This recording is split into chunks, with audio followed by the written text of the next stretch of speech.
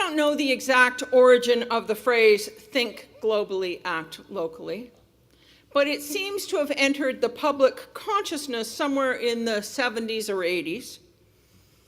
While its original context may have had to do with environmental concerns, the phrase has been adapted and adopted in many other areas of interest and urgency: economics, social justice, education, public health, and peace building among them. But the wisdom behind is far older than the slogan itself. As I read from chapter 54 of the Tao Te Ching, the idea that our smallest actions ripple outward is something humanity has known and perhaps needed reminding about for at least the last 2,500 years. Cultivate the self, the text says, and the virtue will be real. Cultivate the family, and the virtue will overflow. Cultivate the community, and virtue will go thick. This is not a call to passivity. It's not a retreat from passivity, from responsibility. It is instead, I think, a roadmap, a reminder that change is built from the inside out, from the near to the far, from the personal to the planetary. Our smallest actions ripple out. Our individual choices are the starting point. The African-American poet June Jordan wrote her poem for South African women as a tribute to women and children who marched on Pretoria in 1956 to protest the past system, which was cruelly designed to segregate the population further and to restrict freedom of movement. In her poem, she said, "Our own shadows disappear as the feet of thousands, by the tens of thousands, pound the fallow land into new dust that, rising like a marvelous pollen, will be fertile. Even as the first woman whispering imagination to the trees around her made for righteous fruit from such deliberate defense of life." And her poem concludes, "And who will join this standing up? And the ones who stood without sweet company will sing and sing back into the mountains if necessary, even under the sea. We are the ones we have been waiting for."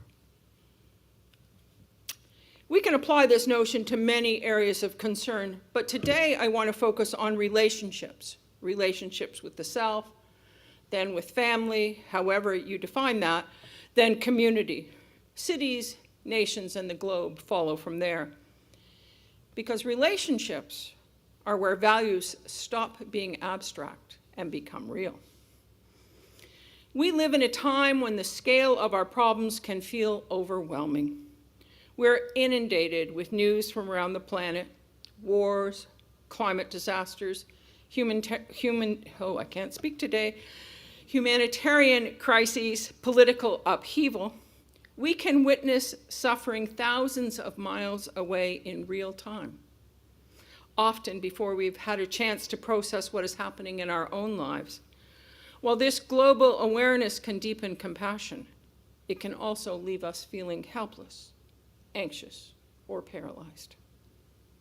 I have felt that sense of hopelessness. There is a danger in that paralysis. When the problems feel too big, we may conclude, sometimes not even consciously, that our actions are too small to matter. And so we disengage, or we grow cynical, or we turn inward in ways that harden rather than heal. I've been there. Have you? But the wisdom traditions remind us this is not the way forward. Before we act in the world, we must attend to who we are in the world. Cultivate the self, the Tao tells us. It starts with us, June Jordan wrote.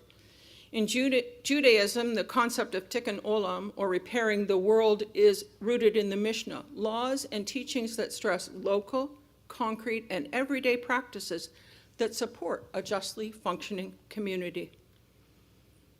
This is not self-absorption, it's self-responsibility. It's the work of noticing our habits, our reactions, our fears, and our assumptions. It is asking, how do I show up when I'm challenged? How do I treat people when I'm tired, afraid, or frustrated. I don't always pass that muster test. When we pay attention to the small, everyday habits and patterns, we are not abdicating responsibility. We are coming back again and again, and yet again, to the simple things that we can do. When we do get them wrong, which we will, of course, we can imagine possibilities for the next steps. How we speak to others, how we treat people we don't know, the care we give to simple encounters. That is the starting point for all the work. In our Unitarian Universalist tradition, we affirm the inherent worth and dignity of every person. That affirmation begins, but does not end, with ourselves. Self-cultivation means learning to treat ourselves as though we have inherent dignity and worth, to treat ourselves with honesty and compassion, not as a way of excusing harm, but as a foundation for growth. When we understand our own wounds and our own triggers, we are less likely to pass them along to others. If I am full of shame or remorse, it will be very difficult for me to move beyond my responses, my immediate reactions. It seems to me we need to remember that we are imperfectly perfect, each and every one of us, and that the work of becoming our best self is never likely to be completed. But that doesn't mean we get to quit. It just means that we have to extend ourselves some grace. And from there, our circle widens to family, however we define that. Family may be biological or chosen. It may be people we live with, people we grew up with, or people we found later in life. It's often where love is deepest and where tensions run the highest. Acting locally in family relationships is rarely dramatic and is almost never simple or easy. It looks like patience. It looks like listening without interrupting. It looks like asking curious questions instead of making assumptions. It looks like accountability, acknowledging harm when we cause it, and then committing to do better. This work matters more than we often admit. Families are where many of us first learn what power looks like, or what love feels like, and how conflict is handled. Some of us need to put the whole sloppy mess of family dynamics under a microscope and ask ourselves, what needs repair, or how can I do better? For unless we do, the patterns found in our families will not stay neatly contained. They echo outward into workplaces, communities, and institutions. And sometimes their all-consuming swamp of dysfunction will affect almost everything we do. So yes, we need to attend to the near before we can repair the world. And from family, we move into community. For us, that includes this congregation. In a world increasingly shaped by isolation and ideological sorting, choosing to belong to a community like this is in itself an act of hope, defiance, and it is somewhat surprisingly countercultural. It's countercultural because we, unlike earlier generations, have a choice. There was a time in the not-so-distant past that not attending regular religious services was an invitation to social suspicion. As I think about the suburban neighborhood of my childhood, the Sunday morning picture is almost comical. As if on cue, front doors would open, and men in jackets and ties and women with hats and dresses would exit their homes, followed by mini versions of the parents, the children, and then they would climb into their big cars and drive out of their driveways carefully, and then up the street, then branching out, each to their own. In my neighborhood, the Anglicans went straight at the nearest intersection. The United Church families turned right, and the Roman Catholics and Presbyterians turned left. A smaller parade might have happened in some neighborhoods as Jewish and Seventh-day Adventist families made their weekly journeys. But today, that weekly journey is not expected. It's not common. Today, it's radical. Turning on your computer, waiting for the streetcar, cycling, walking, or driving to this or any other congregation is unusual.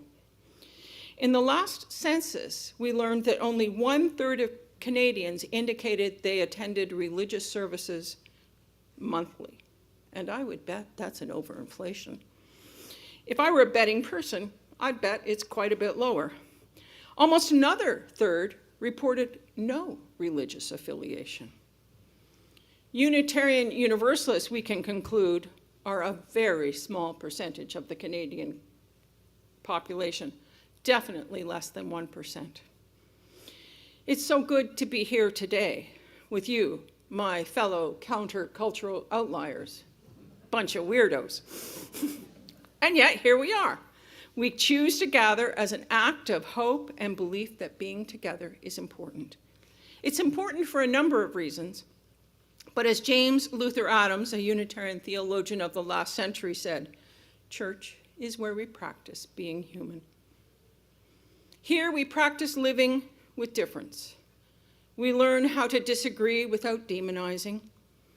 We learn how to hold one another accountable while still holding one another in care. These skills are not incidental. They are essential. Democracy does not survive without them. Justice does not advance without them. When we serve one another here, making phone calls, sending emails, bringing meals, showing up in times of grief or celebration, we are not just being nice to one another.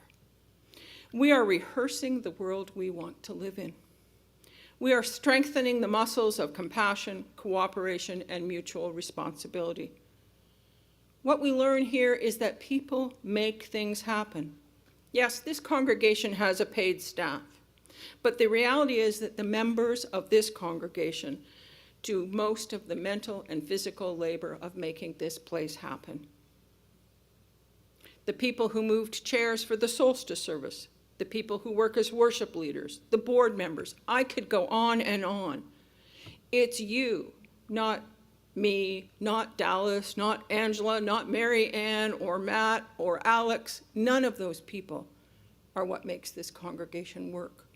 We help, but it's you. Here together in all the messy human imperfection that is part of every community, you are practicing living, being human, imagining the world that we dream of. We are the ones we have been waiting for. We are the ones that all our communities, cities, countries, and the world have been waiting for. This congregation is just one in a ring of ripples of care and concern. And this congregation is, by design, a place where we can be restored when that is what we need, and challenged when that is what we need. What we do here, what we practice, can be a training ground, reminding us that we are part of an interdependent web. Our small choices can remind us where our agency begins. It lives in how we are with one another, how we spend our money, in how we use our voices, in who we show up for, in what we are willing to challenge, and in what we are willing to change in ourselves. There's a profound humility in this approach, but also a deep hope. We are not required to fix everything. We are required to take responsibility for what is ours to tend. The world will not be healed all at once. The beloved community will not be created completely and finally at once, or perhaps ever. The work will happen in fragments, in conversations that restore dignity, in communities that choose inclusion, in families that practice forgiveness, in individuals who refuse to give up on compassion. So may we think globally, but may we stay awake to the beauty and suffering in this fragile world, And as we do that, may we act locally at first, perhaps more widely. But whatever we do, may we do it with intention, with courage and love. May we tend carefully to this beautiful practice ground we call the First Unitarian Congregation of Toronto. Because small acts are not small at all. They are how the world is made new. We begin with ourselves. We begin here. We care for ourselves, we care for one another, and we do our part in repairing the world. Tikkun Olam. I invite you now to share with